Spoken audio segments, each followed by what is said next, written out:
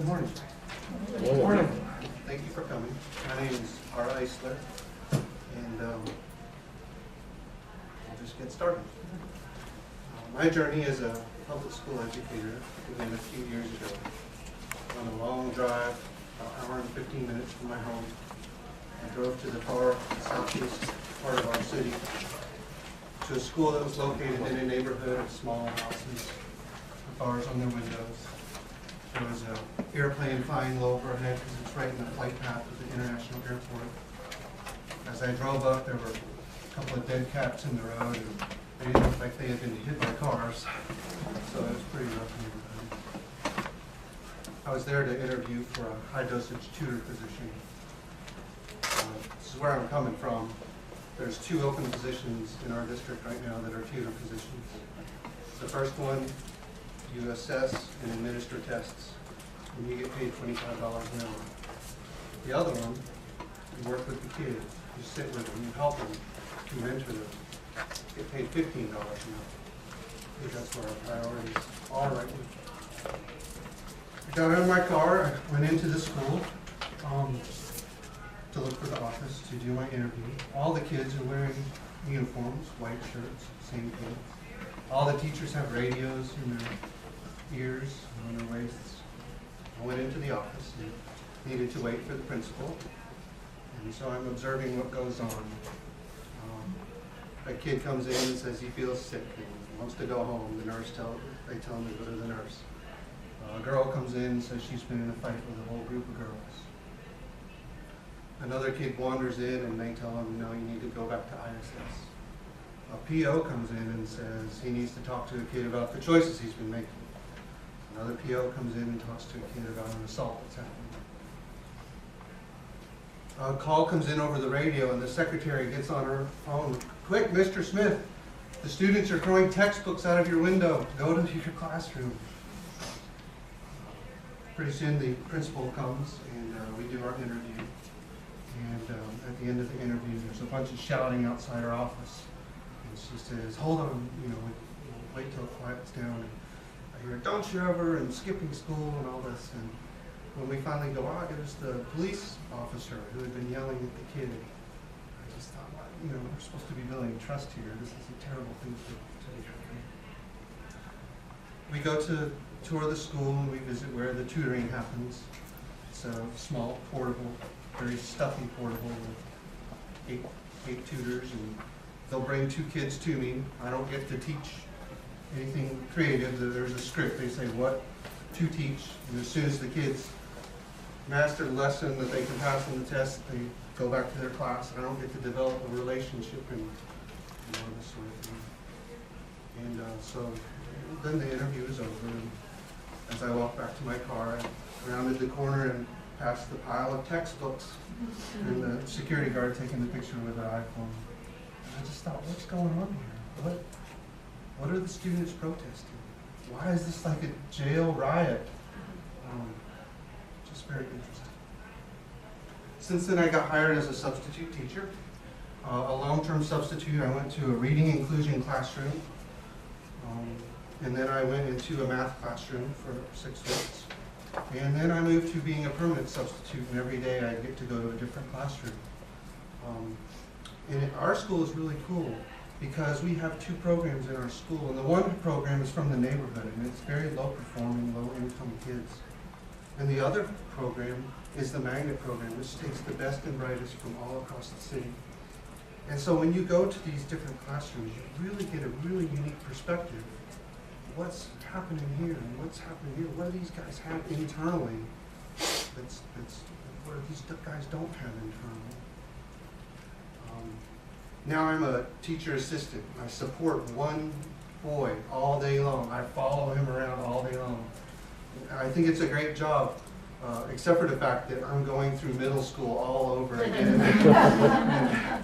And it's okay now because he's in 6th grade, but it's really going to suck when he's in 8th grade because then I'm going to have to hang out with him when he's with his girlfriend in the hallway. And that's really good. But I get to see things because I'm embedded in the classroom. I'm there every day. I'm not responsible for teaching the lesson. I can observe.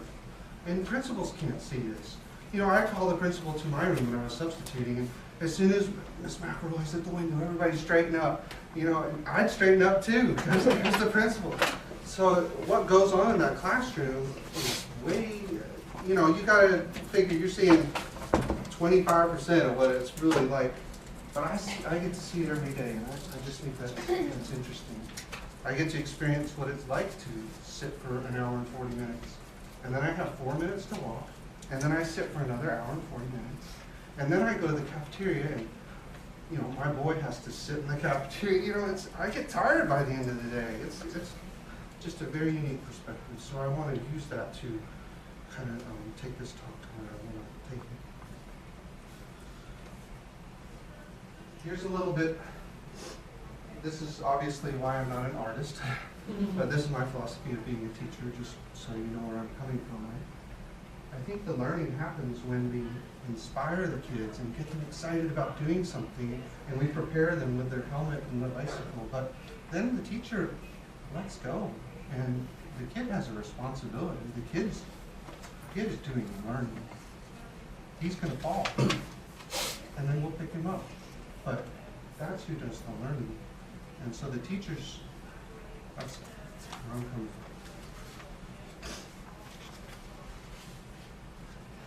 I want to say that in my talk, I think that we're all teachers.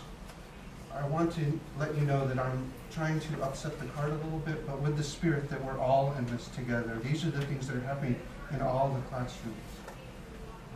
So it's not in a spirit of being critical. It's in a spirit of let's fix what's broken.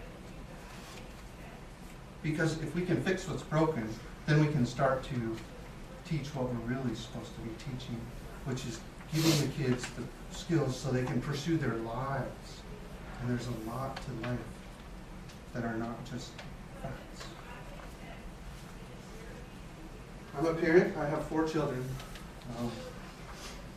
We've experienced a number of schools. We've experienced French immersion elementary school, exemplary elementary school, college preparatory charter schools, Montessori schools, public school, middle schools, and public school high schools.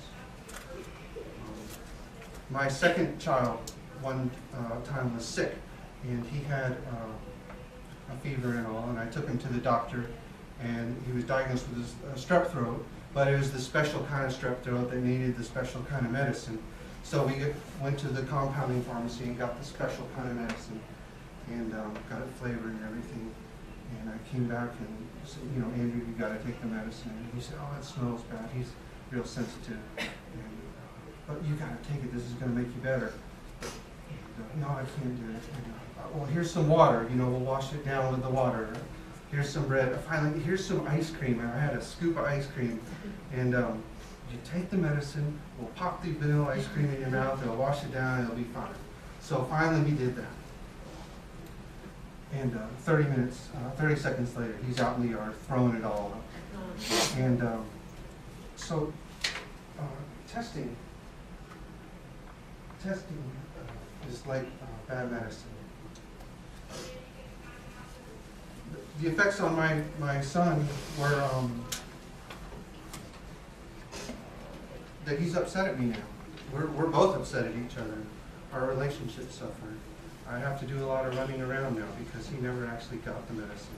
I had to spend a lot of money on this. I have to spend more money. And he's still sick, and now he's even sicker.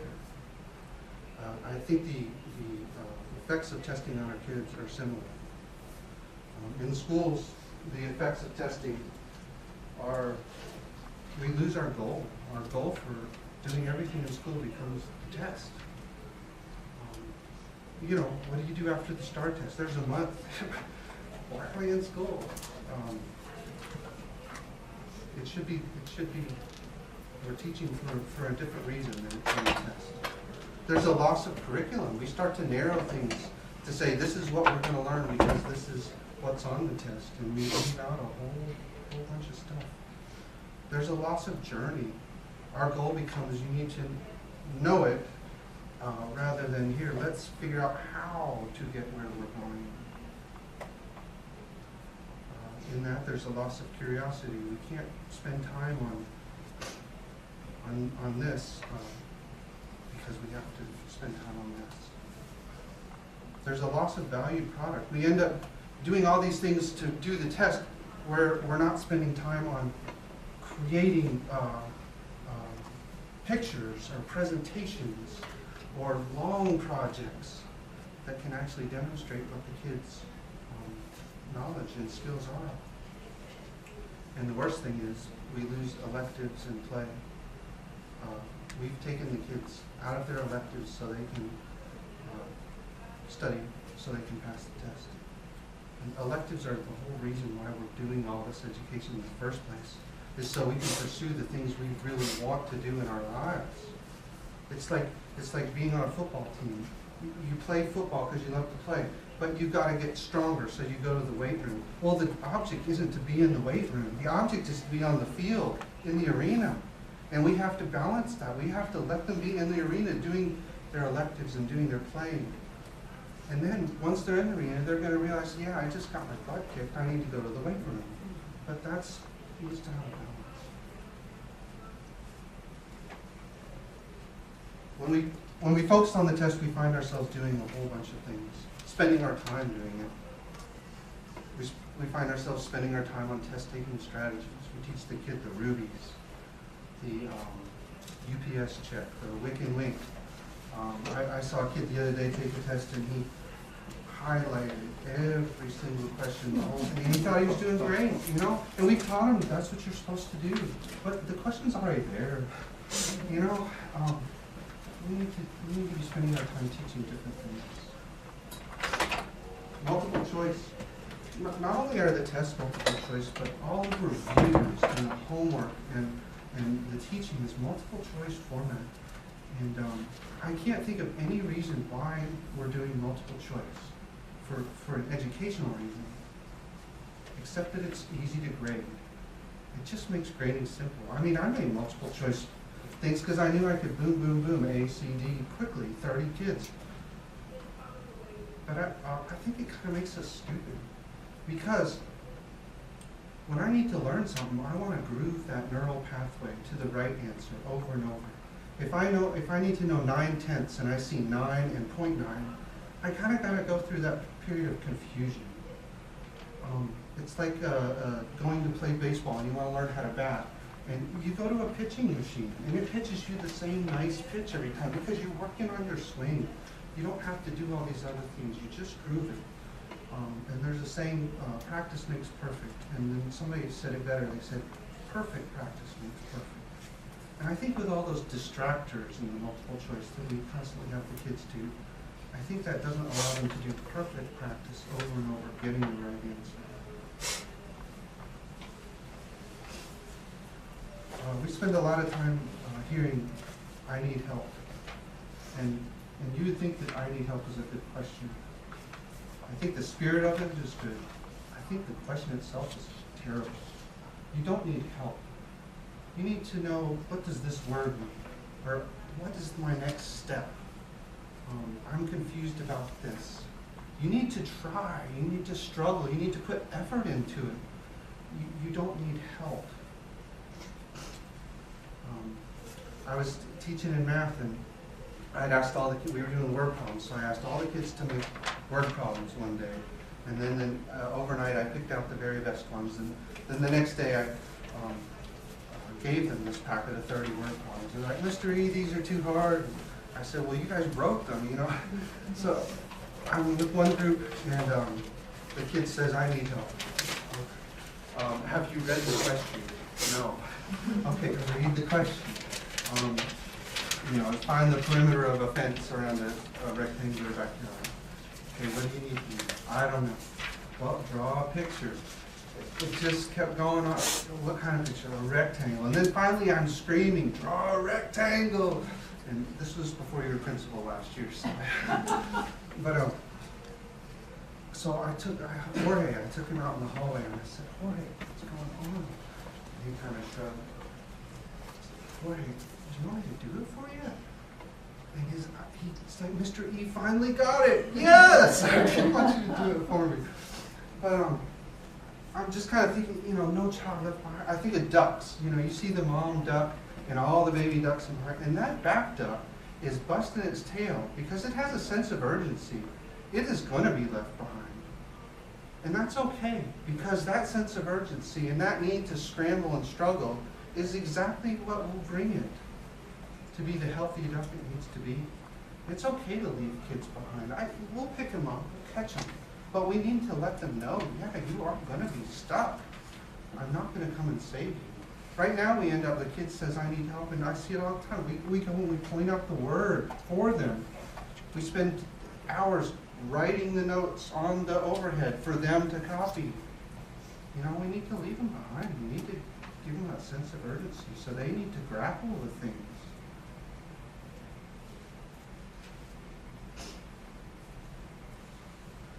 It's because we're under incredible pressure. They say, if your scores are low, you'll lose your job, is really basically what it comes down to. The teacher in the other class the other day was saying, I am accountable for you learning. Yeah, I get that, but I'm not the only thing that's accountable for you learning. You have a big responsibility, you little student. I'm accountable for doing a great job, but I'm not responsible. I'm not accountable for the whole part of it. And so I think in all this, learning happens when you don't get it. It's when we don't get things that we start to have to struggle and think about it and grapple with things. It's not when we're told what the definition is that we learn. It's when we have to relate things and have a curiosity about it and figure it out that we start learning.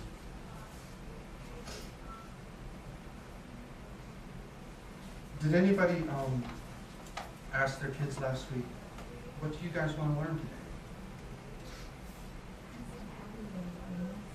How do you want to learn? I don't think we're asking them what they want to learn, and why not?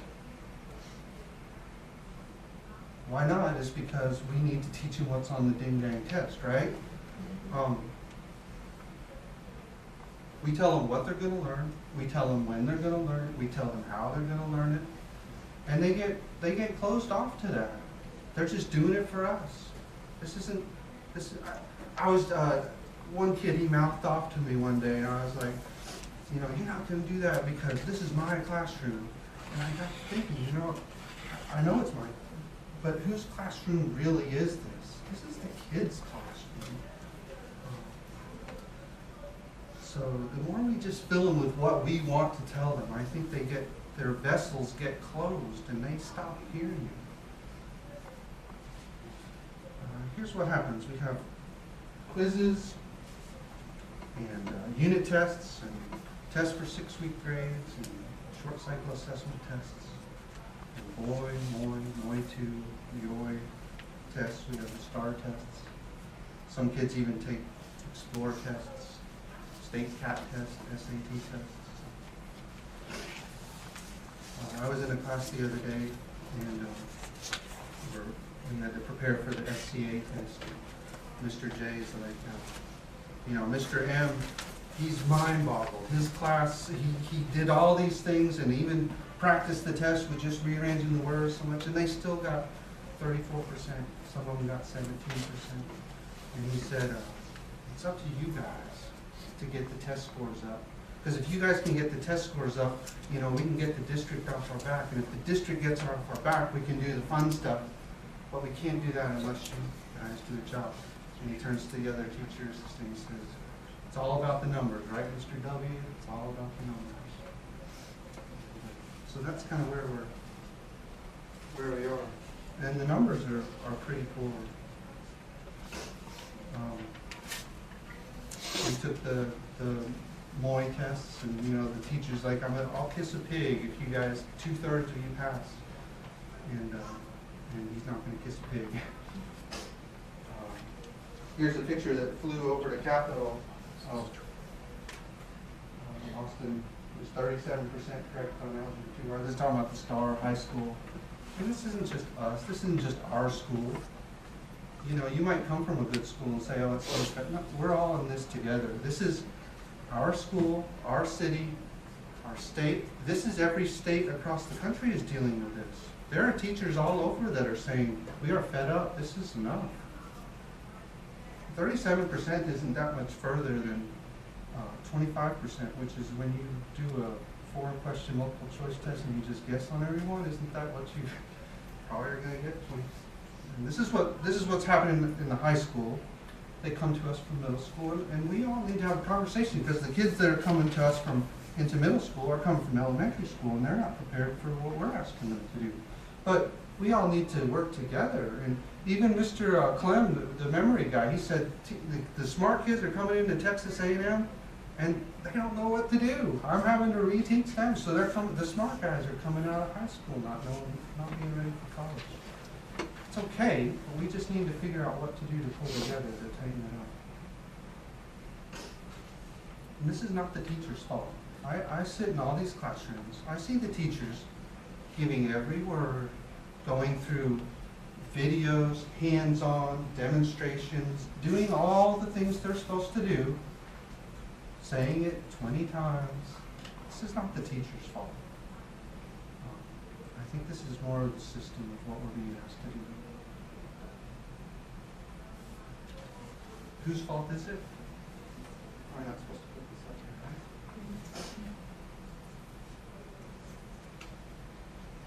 That's really what's happening. You know, everybody's on the line. The legislator says that. Then they come in, they'll cut the principals if the principals don't get the scores. They do that in California. We got to stand together and be in this together. Whose voice is being heard? Texas Association of Business, Texas Chemical Council, Texas Manufacturers. All these guys are going in front of the legislator. They're the ones who's in the newspapers, who's talking. And I think we need to change the game, because I think we need to have our voices be heard. These guys are not the educators and the teachers. These guys are not who knows what to do. This is our job. This is our profession. This is what we do and know. We need to have our voices heard, not these guys.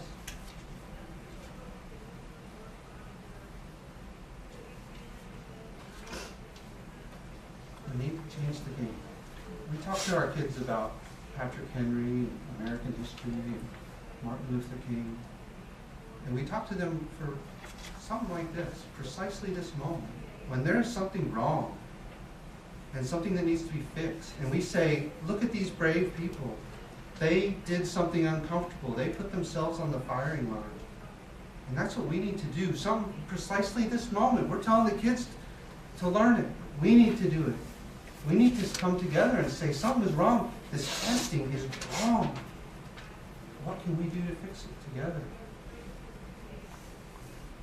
I think we agree on the goal. It's responsible teachers and responsible students, and we're trying to give them the skills to be critical thinkers, people of good character, and inquisitive students. And I think removing the testing is probably going to be just a first step. There's probably going to be a lot of other things to do. But I think removing the testing is a first step. Here's where we're at now. This is your classroom. You have the curriculum, you have the teachers, and we're going towards the test. And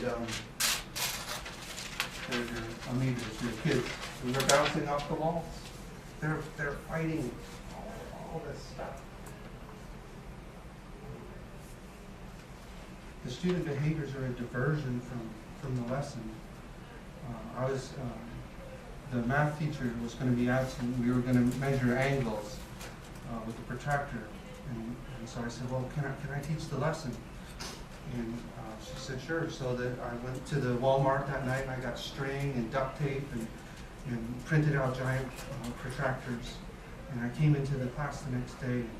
We were going to duct tape the string from underneath every student's chair to every other student's, and finally there'd be this ginormous spider web of rays, and then we measure them, and I was on the floor under the table with the girl measuring the angles, but the kids were poking each other, the kids were wrapping each other up in the string, they were sitting on the desks, and then the principal walked in, and I thought, oh, gosh, you know, everything I was trying to do, and it just looks like a mess. So the student behaviors are really getting in the way of what we want to do. So we do have work to teach them how to do the things. When we're not doing the test, we will have time to teach them how to work together. This is where I think we need to try to get, is put them in a new plane. Here's where you're growing. You're not bouncing off my walls in the curriculum and test. This is where you're going. Now the curriculum and the teachers become the nutrients. And the kids can flower and grow into a new plane where their potential is unlimited.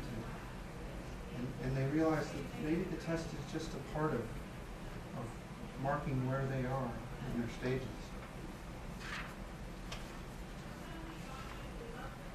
When we're not so focused on the test, we'll have time to do exploration and presentation and other types of diversions rather than behavior diversions. For instance, we just, in science, we did the periodic table of elements. We did metals and metalloids. We did different types of motion. Okay, and then we're getting ready for the test. Well, right then, a ginormous meteor exploded over Russia. It came floating through space. It convected with the friction. It conducted the energy. It finally exploded with the force of 20 nuclear bombs. And the sound energy wrecked and blew out all the windows. And then there's meteorite hunters who are going down there and finding rocks. And is this a real rock? Is this a metalloid? Is it magnetic? I mean, all these things are happening. And can we really divert what we're doing right now to take 3 days out to explore this meteorite that happened in real life? We got to, you know, I don't think so, because we got to get the scores on this test that's coming up.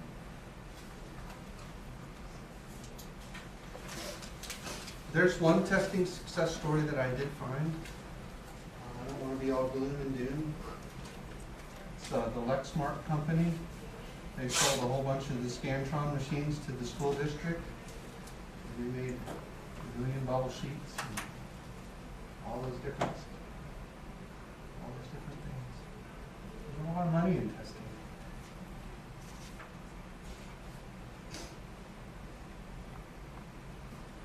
"75% of our nation's inmates are dropouts." Here's a paper from our school district. It says the top 5 reasons that kids drop out. I know you can't read it, I'm sorry. The first one is classes are not interesting. Second one is missed too many days. I think all 5 are related. Classes are not interesting. Missed too many days, and maybe because you're skipping school. Third one, spent time with people who were not interested in school. Had too much freedom and not enough rules in my life. You didn't want to go to school, you didn't go to school. And we're failing in school because you're not interested. What would you do about it? What is the solution to the classes are not interesting? Make them interesting. The things they said they were going to do are like make these study groups and do planning and all this kind of stuff. Let's make it interesting. I was talking to our custodian the other day, and he was saying the best teacher he ever had, they never opened the book the whole year. You know, the teacher told him stories. He engaged them in thoughtful discussions. I think there's something about that. I think we have to allow that to happen. He's a custodian. Custodians make my classroom what it is. They make it clean. When my classroom is clean, those kids can be clean thinkers. I like it like that. They're part of my team. This guy, he's a thoughtful man. He's gotten promoted to the head custodian at the high school. He liked talking about education. That teacher made a difference in his life. He remembers that teacher all these years later.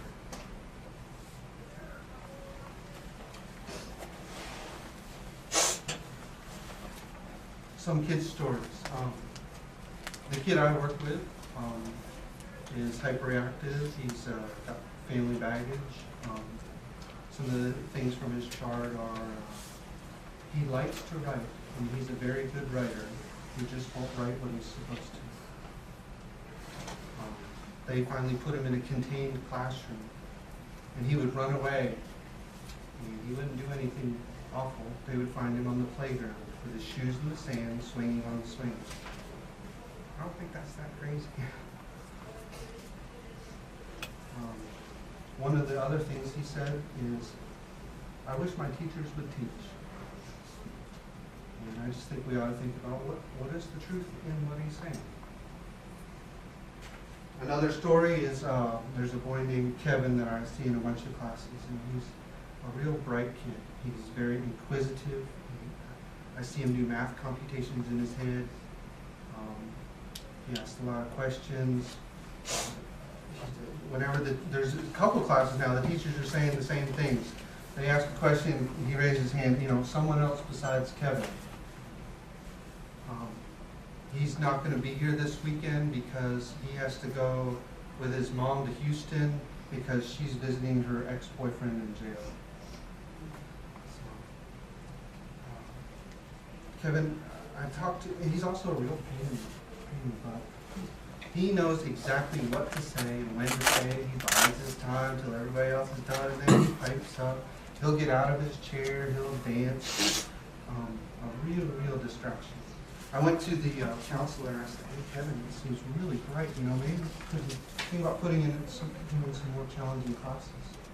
And she said, that's the trouble because he's real immature, and he, a lot of kids don't take the test seriously, and we need data. We can't move him to those classes unless we have the data. So it's someone else besides Kevin. And it doesn't just affect testing doesn't just affect low-performing kids. It affects the high-performing kids too. My son is a gifted and talented kid, and he would leave the classroom because he could go to the reading room and just read. He doesn't want to do these step-by-step things. So I think it's affecting everybody. We had a meeting at the beginning of the school year to let the neighborhood kids know what the magnet program is like, and maybe they would like to go to the magnet program. And these kids came into the auditorium, and they were the worst of the worst. Everybody usually see an ISS, which is funny because they could have been in advisory just kicking back, but they chose to get out and walk and go to this meeting. And they're all talking and not paying as much attention as you'd like. And afterwards, I just thought, don't they realize what educational nirvana is right beyond their reach? But then I thought, these are the kids that we're not reaching. We're not recognizing their strengths. These were the kids that were the boldest, the most energetic. They're the rule breakers. They're the ones that are hopeful. They're the ones who have faith that maybe there's something that they can do. They have a lot of strengths that right now we're just not taking advantage of. On your packets, there's a couple other students like that on the second page. If you want to take a minute to read about these two students.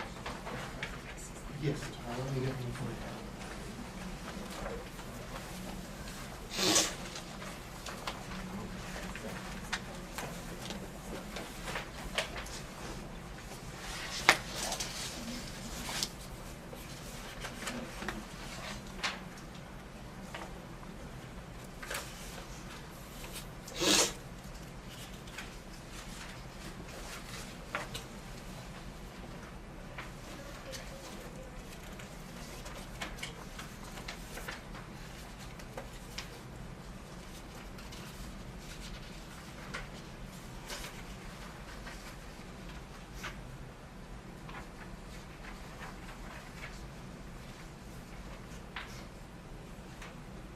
Flip to the very, very back, the answers of who those guys are.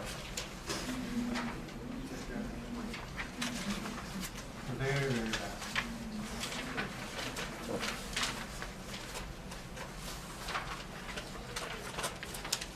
I'd like to talk a little bit about some things that are working well. Like I said, our magnet school has the best and brightest from the city. Some examples of the kids in the magnet school, I was substituting, and one boy says, hey, my dad went to Harvard. And, he played on the varsity soccer team at Harvard. He's a lawyer. He works in a big office right down there. So I gave that kid extra homework. But another child, she wears an animal tail every day, and she wears animal ears every day. And I was calling roll, and I said to Sally here, and she said, I prefer to be called the moonbeam. So they're just really independent, creative thinkers in this program. Some of the qualities that we see in there are, there's a culture. There's a culture of learning and being interested in being in school. These kids get to it. There's an enthusiasm about doing what they're doing. When you say, kids today, we're going to do such and so, boom. There's no, oh, do we have to, or oh, that's going to be so hard. They do it. They're interested in what they're doing. They're interested in the stories we tell. They're motivated. These are the kids at lunch. You'll see them going over notes. You'll see them reading books. There's an ownership. They're all the time bringing in these big contraptions and sculptures and things that they've made and things that they're presenting. And they own, what did I create? You know, I can show this off. They like to show these things off for each other. There's a pleasure and a satisfaction and a sense of accomplishment when they can do that. For example, they do a 20-minute sacred silent writing at the beginning of every English class. And you can hear a pin drop in there, so they take it really seriously. And then they have so much enjoyment sharing that with each other. You know, the boy was like, here's another installment of Captain Fluffy Pants, and all the kids like it. I guess they've been all hearing this for weeks now. Another girl said, I couldn't think what to write, so I just did free association, like chair, legs, floor, and she just went on in free associated words, and they all enjoy hearing what each other is doing. It's interesting. If you can turn to page 3, to your Cornell notes, and copy this down on your guiding questions section of the Cornell notes.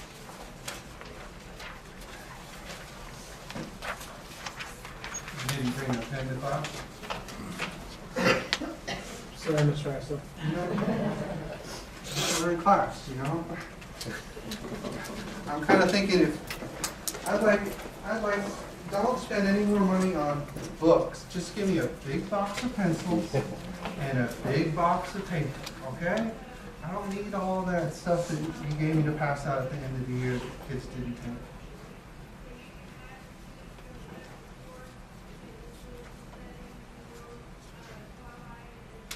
And we'll wait till everybody's done writing this.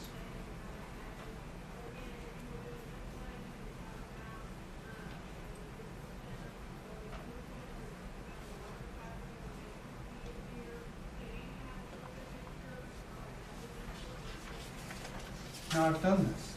I've sat through class after class where this is what the kids do. They write this stuff down, and then the teacher tells them the next thing to write, and they do that again.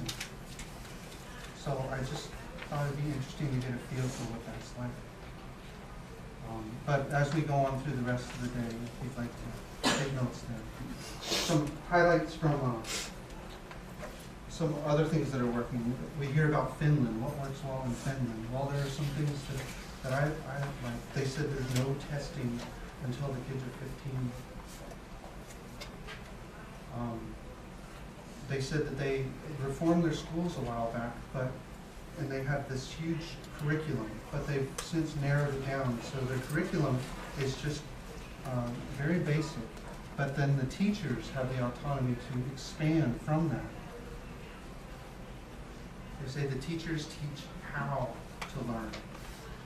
Not the facts, but the process of how to learn. And the kids get 75 minutes of play every day. And play is super, super important. It's when we imagine that rocket that we just talked about in science class. Or we have the battle with the Alamo on the playground with each other. It's where we get our energy out so we can focus appropriately. Another example of what works is Montessori. It creates people like Larry Page and Sergey Brin, the guys who made Google. It creates people like Jeff Bezos, who created Amazon. She was a pioneering person. She was one of the first females to become a doctor. And she became a pediatrician. And through her work as a pediatrician, she taught children of low intellect and then moved her system into the slums of Italy. The same areas that we're trying to teach now that are struggling. Some of the things that she started doing in the Montessori classroom are 3-hour-long periods where you can really immerse yourself in concentrated learning. They talk about only learning what's in the hand. It all starts with doing things on sandpaper. Math is all done by hand. Later on it goes to paper, etc. A philosophy is never help a child with what they can do themselves. If you see a kid struggling, don't do anything. Let them struggle. There's no testing, no homework. And there's a mixed-age classroom. So the young kids are able to see what the older kids are doing and get excited about, maybe I can do that someday. The older kids can mentor the young kids. And when you get to be an old kid, you've heard that lesson 2 or 3 times. So when you do it, you're kind of primed for it. There's freedom to do what they want to do. An example is, they're not all in the same curriculum. They can go to what the teacher's strengths are, and we are all so different. And the children that are in your classroom probably are there for a reason, because you have something to offer them that they need. So we did the Christmas program, and our class sang, but the other class, they did their Christmas song in sign language. What did they learn? A whole lot, it's just cool to be able to do what your strength is.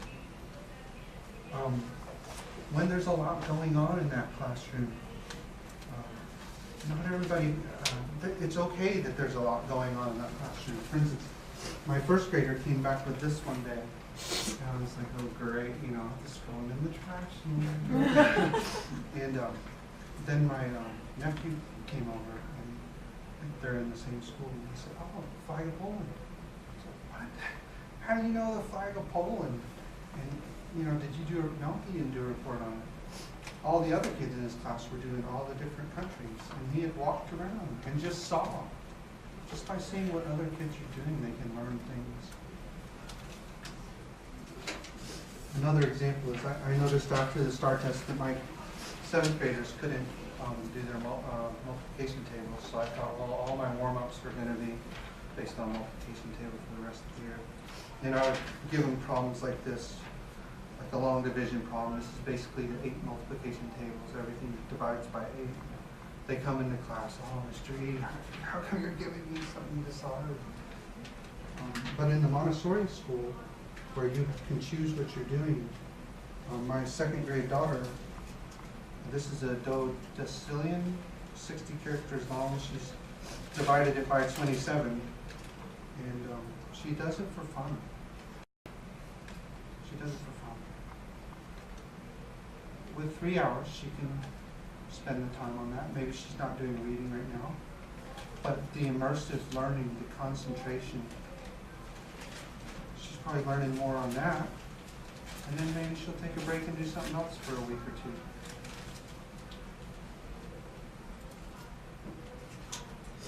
In the 6th grade, they're doing a 10 to 15 page term paper. There's a lot of rigor in that system, even with the free choice, even with the pursue what you want to pursue. The teacher is a guide. The teacher gets beside you. They model what to do. They spark your interest. And then they kind of keep checking on you. But you do what you're doing. So what if they miss something? What if they're doing math and they miss something? Well, it's okay. I heard a story about a writer. He's a best-selling author. And he was saying, he was 15 years old, and he was reading Crime and Punishment. And it's the first time that instead of him getting into a book got into him. And it changed his life, and he became a writer. And where was he? He was reading in the back row of biology class. I failed the biology test, right? But what did he get? He got something that was much more meaningful to that child.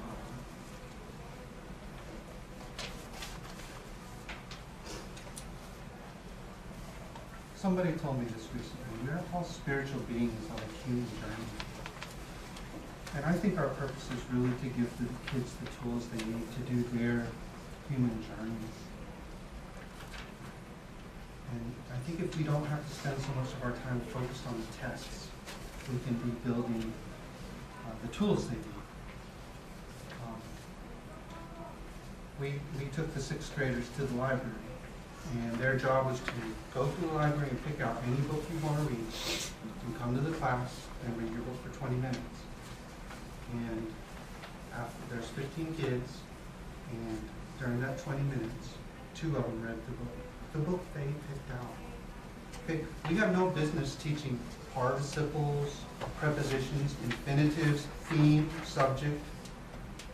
If we haven't taught love of reading, okay, we need to go back to that. Let's teach the kid how to love to read and to read a book. We can't, are we even thinking about moving forward?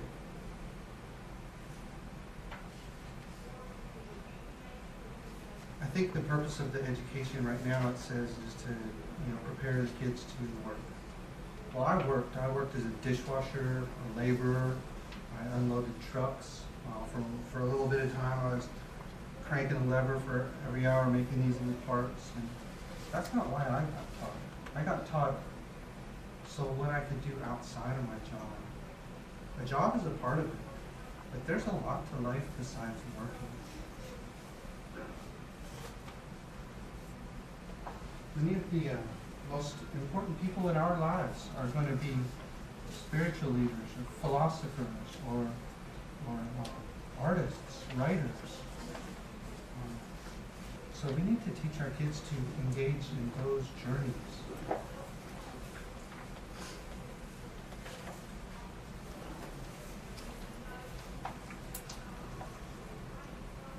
What 3-minute video. What sort of a situation would you like? Let's suppose I do this often in vocational guidance of students. They come to me and say, well, we're getting out of college and we have the faintest idea what we want to do. So I always ask the question, what would you like to do with money when you want to? How would you really enjoy spending your life? Well, it's so amazing. As a result of our kind of educational system, crowds of students say, well, we'd like to be painters, we'd like to be poets, we'd like to be writers, because everybody knows you can't earn any money that way. Another person says, well, I'd like to live an out-of-doors life and ride horses. I said, you want to teach in the riding school? Let's go through with it. What do you want? When we finally got down to something which the individual says he really wants to do, I will say to him, you do that, and forget the money. Because if you say that getting the money is the most important, you will spend your life completely wasting your time. You'll be doing things you don't like doing in order to go on living, that is, to go on doing things you don't like doing, which is stupid. Better to have a short life that is full of what you like doing than a long life spent in a miserable way. And after all, if you do really like what you're doing, it doesn't matter what it is, you can eventually turn it, you can eventually become a master of it. The only way to become a master of something is to be really good at it. And then you'll be able to get a good fee for whatever it is. So don't worry too much. Somebody's interested in everything. And everything you can be interested in, you'll find others in. But it's absolutely stupid to spend your time doing things you don't like in order to go on spending things you don't like and doing things you don't like, and to teach your children to follow the same track. See, what we're doing is we're bringing up children to educate them to live the same sort of lives we're living, in order that they may justify themselves and find satisfaction in life by bringing up their children, to bring up their children to do the same thing. So it's all wretch and no vomit. It never gets there. And so, therefore, it's so important to consider this question: what do I desire?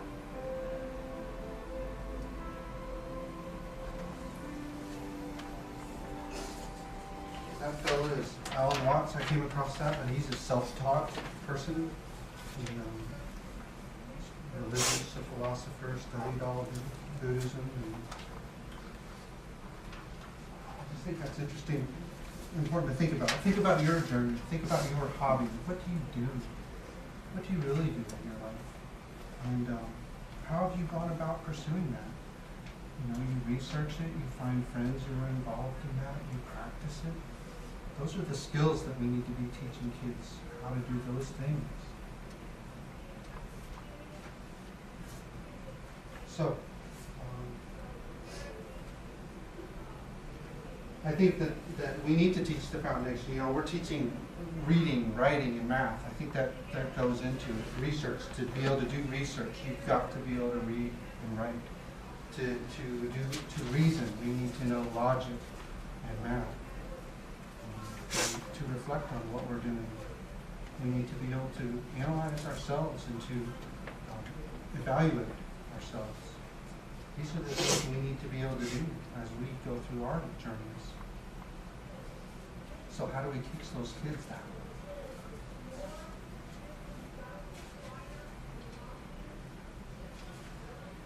Some examples of values that I think that we need to have are the value of struggle. I put an outline of Frederick Douglas in one of the handouts, but I'd like to read this passage about Frederick Douglass. Frederick Douglass was born in a slave cabin in 1818. Separated from his mother when only a few weeks old, he was raised by his grandparents. A lot like the kids we're talking about. At about the age of 6, his grandmother took him to the plantation of his master and left him there. Not being told by her that she was going to leave him, Douglas never recovered from the betrayal of abandonment. When he was about 8, he was sent to Baltimore to live as a houseboy with relatives of his master. It was shortly after his arrival that his new mistress taught him the alphabet. When her husband forbade her to continue her instruction because it was unlawful to teach slaves how to read, Frederick took it upon himself to learn. He made the neighborhood boys his teachers by giving away his food in exchange for lessons in reading and writing. At about the age of 12 or 13, he purchased a copy of the Columbian Orator, a popular school book of the time.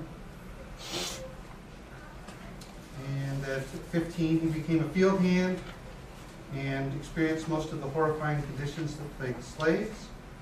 He had an encounter with the slave breaker who was beating him all the time, and he finally fought back. He later escaped from slavery by impersonating a sailor. He went on to become a speaker for women's rights, a speaker for anti-slavery issues.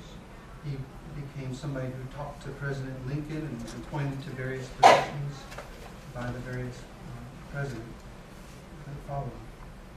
One thing he said was, "What is possible for me is possible for you."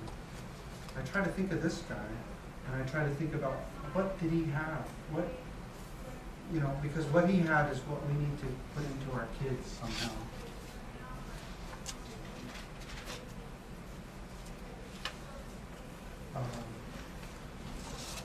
The F word. The F word is a bad word.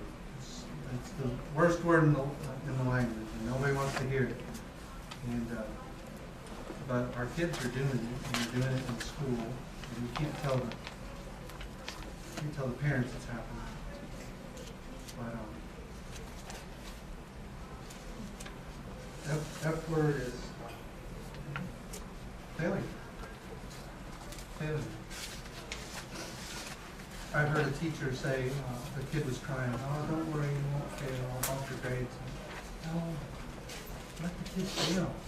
You know, it's only by failure that we learn what not to do and we figure out what we need to do. Failure is the best thing that can possibly happen to us. It guides us and makes us stronger.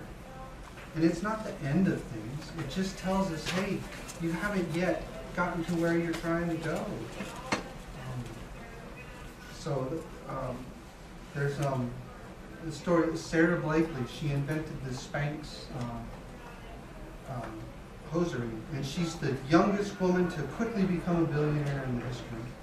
And her dad would always come to her when she came home from school and say, what did you fail at today? And if she didn't fail at something, he was disappointed in her. It meant she hadn't pushed herself or challenged herself.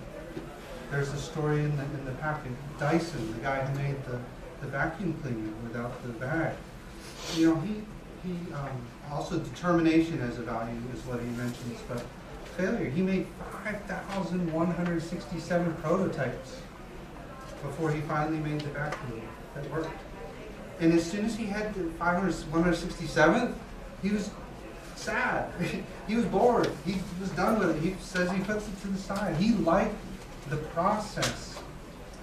And he was okay with it. How do we get our kids to understand going through failure, to accept failure, and to use it positively in their lives? That's a skill that we need to be teaching them. So I made a long list of all kinds of people who have succeeded. And what's in common is they had teachers, all of them. It might have been their parent, it might have been a little bit of school. But they also had some sort of it factor, some sort of X factor. And I think that some may speak to you and some may speak to you. What is it about these people? Because in looking at them, we can strip away the test. These guys didn't have standardized tests. But what did they have? A lot of them had a love of reading. Determination, grit, resilience, curiosity. That's what a lot of them have. If we can figure out what those things are, then we can start to figure out what to do with our lessons so we're making those things challenge them. How do we make a lesson really long so the kid has to dig deep and show resilience? How do we make it a puzzle so he's got to be curious to get to the next step?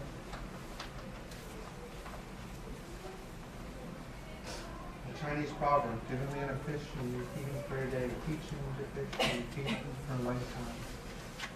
How to fish? How do you fish? Well, you have to learn how to tie the fly or how to mend the net. You have to know where to row the boat. You have to know how to row the boat, and you have to get strong at rowing. You have to know how to be patient.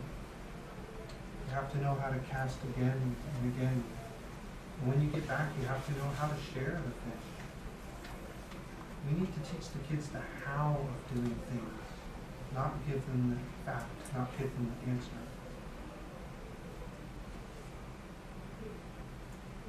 To do this, a big thing is, we say 6 positive things for every critical thing, but can we figure out more ways to praise and encourage the how processes? I came up with a quick list. I could only make 53, so make 20 of your own, make 30 of your own. How would you encourage, what would you say to a kid to encourage the process of what they're doing, to encourage the effort of what they're doing? I saw one on the board, and it was like, you are pretty, you make me feel good. No, that's not what we want to encourage. We want to encourage, you really tried hard, and you never gave up. That's what we want to encourage. So these are the things we can do individually. Think about the values. Think about how to construct our lessons so they're promoting those values. Think about how to praise the kids. And there are also things that we can do collectively. We need to stand together, and we need to start speaking out. We need to start making our voice heard. We are the people, we are the teachers who do this work. And the business people and the other folks who don't know what education is all about, we need to be the ones who are speaking loudly about this.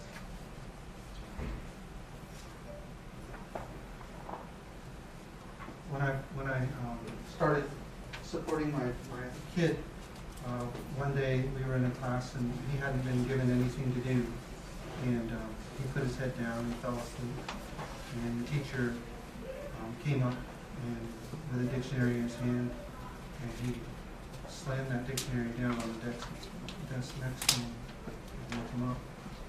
And I smiled at the teacher and kind of smirked. And I felt terrible. I had done the complete awful thing. You know, I did not stand up for my kid. I just tried to fit in. I just tried to go along. I did not like who I was. And I did that. And so it's kind of in that spirit that I'm giving this talk. I don't want to just get along anymore. I think this is a bad thing for our kids. This is affecting all our kids, all across the country. And I don't want to stand by anymore without saying, hey, this is wrong.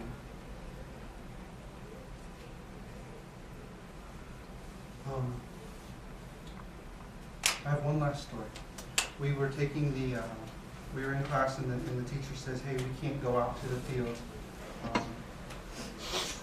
We can't go out to the field today like we planned because the Moyne crept up on us and we're going to need to spend our time studying for the Moyne test. He said next week we're going to go into testing lockdown mode. So for 4 days, you guys are going to have 3-hour-long periods, and you'll be taking the test. And if you finish the test, you can put your head down on your desk, or you can read a book, and we'll figure out your lunch later. And we did that for Monday, Tuesday, Wednesday, and Thursday. And after Thursday, we came into our next class and started the lesson right up before we went to lunch. And one of the girls stood up at her desk. And this is a very disruptive classroom. And the teacher said, you know, what are you doing standing up? You need to be sitting down. And she didn't reply. She stayed standing up. He said, what, you know, I've asked you to sit down. You need to sit down. And she didn't say it. He said, you're being very disruptive, insubordinate. I'm going to call security if you don't sit down. And she didn't. He called security. He said, you know, what is going on? Is there something wrong with you? Why are you not sitting down? And she said, I don't want to. So he said, go call your mom. And so she gets on the phone with her mom. The lesson goes on, and you can hear her say to her mom, you know, we just took a 3-hour test, and I had to sit down all the time, and I didn't want to sit down. And just about this time, another girl stands up. And now the teacher, he's really starting to steam. He said, you know, now you're going to stand up too? And he said, what is this? Is this like a boycott or something? Is this like Rosa Parks on the bus, except y'all are all going to stand up? And he said, what if y'all all stood up? And that's what I'm thinking. What if we all stood up? What if you stood up? And you stood up? And you stood up? And we all stood up? Because those teachers in Seattle are standing up, and the teachers in Chicago are standing up, and the teachers in New York are standing up, and because they need to, and we need to start standing. We need to say, Texas, stand up. So I'm very grateful for the opportunity to speak with you today. This is a real opportunity to say what needs to happen. But I hope you will stand up and talk with each other and really say these uncomfortable things, but that are really to the benefit of our kids. Thank you.